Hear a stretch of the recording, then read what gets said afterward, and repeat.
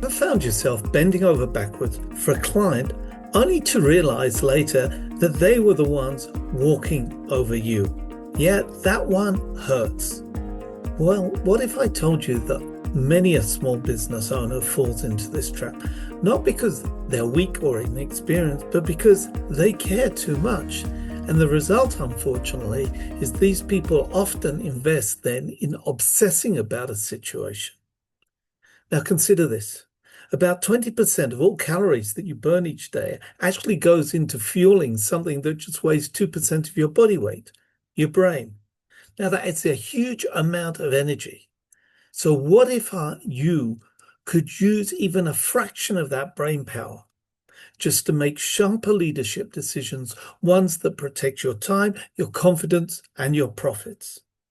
Now, I'm Michael Harish. I'm from the 172 Group, and together with Shari Wright Pillow, we've worked with over 1,000 small business owners over the past 20 years.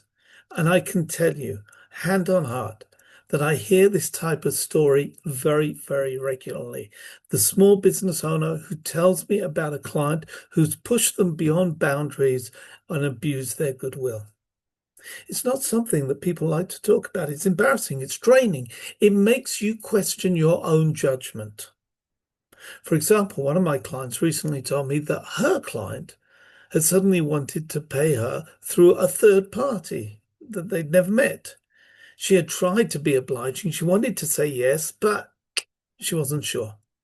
She spent a couple of hours tossing it over in her head and eventually contacted me. And my immediate response was no. That wasn't her problem to fix. She didn't know that third party. It was her client's problem to fix. End of story. And that's the point. We're not talking about moral issues here. This is an issue of leadership. So let's talk about it, because when you stop letting your goodwill getting abused, you reclaim your time, your focus, and your power to act as a leader of your own business. So I want to introduce you to 4 habits that will help you stop wasting this time, stand taller, and get back to serving those clients who truly value what you do. And by the way, if you like this kind of content, please hit the subscribe button. It's free, it's simple, it takes you a microsecond to do so, and ensures that you'll know the moment we release the next episode. Now, the first point is you're not out to please everyone. You want to lead. You don't have to accept every client that comes your way. Now, I get it. I've been there as well. You're running a small business and you feel that every new client is kind of a win for you. You've got bills to pay. You want to keep busy. You think something is better than nothing. But here's the problem. Not all clients are created equal. Some will respect your boundaries. Most will. And some will see how far they can push them, even if they're doing it subconsciously. I love what the business author Daniel Priestley says, that your goal isn't to serve everyone, it's to be oversubscribed. You want clients to compete for your time, not the other way around. That starts with saying no more often so that you can say yes to the right people. My next point is get everything in writing. Now, this is non-negotiable. Every deal, every engagement, put it in writing. Not a 10-page legal monster, but even a one-pager. Because this is your first line of defense. Just something clear. What you'll deliver, what they'll deliver, the price, including the taxes, and what the payment schedule is. If you're supposed to send the invoice on the first of the month and the payment terms are, say, 15 days, then that's it, 15 days. No guessing, no chasing, no need for friendly reminders. It is not about mistrust. It is about mutual respect. Even if they seem lovely, even if they're your friend, don't just hope people do the right thing. Contracts create frameworks that make it clear for everyone what is the right and correct thing to do. Now, item number 3 is track every minute of your time. If you've ever found yourself in a payment dispute, this is often where it starts, where one side says, I thought this was included, and the other side says, I never agreed to that, and track everything. Show what you've been doing. The calls, the reports, 5 minutes here, 10 minutes chatting, speaking to a potential client of your client, etc., etc. It's a pain. It's annoying. It can be petty, but it's your protection. And please don't rely on some kind of Word or Excel system. Use a real CRM or project tracking tool. Yes, and you'll have to invest in such a thing. Airtable, ClickUp, Monday, Notion, everyone has their favorite. Pick one and stick with it. Because when you have facts, not feelings, facts, you can lead conversations with confidence. And that is leadership on your part. Item number 3, stay centered when conflict hits.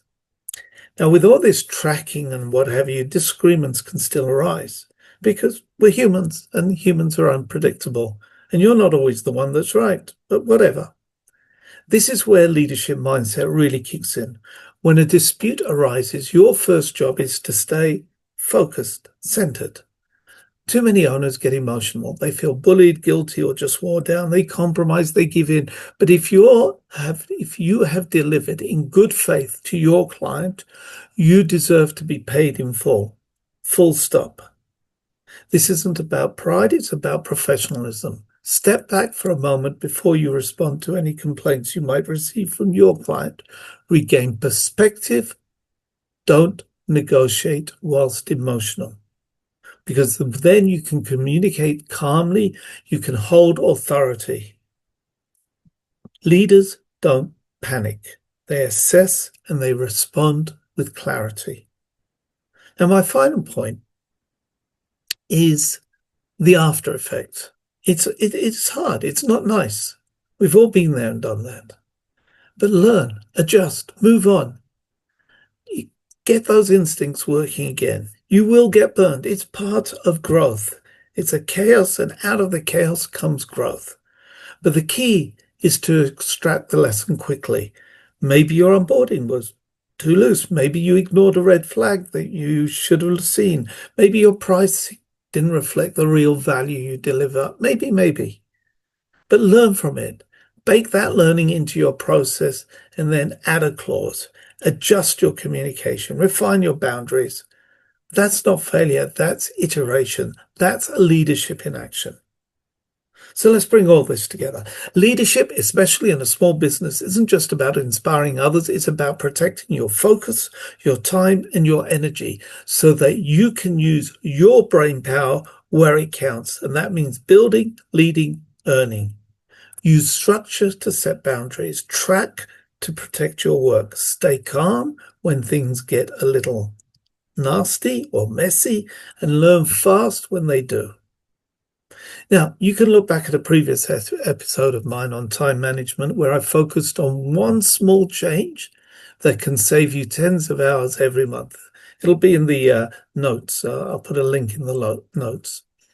Combine that with today's leadership mindset, and you'll find yourself running your business with far more focus on what truly matters.